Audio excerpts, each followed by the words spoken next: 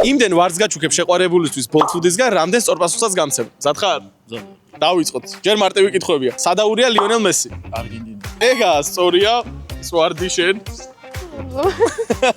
რამდენი ოქროს ბურთი აქვს კრისტიანო რონალდოს? 5. კი, სწორია. მეორე ვარდი შენ.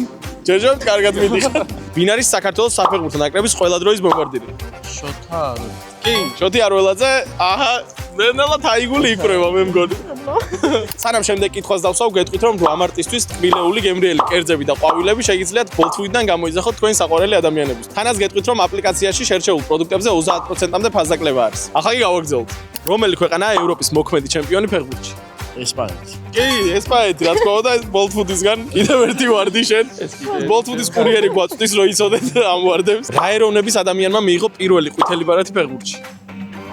არა, დაფიქრეთ. ვარდი არ დაკარგო. აი, შენ დასტიკო. და რატო დავსვავდით მაინც ეროვნებაზე კითხვას?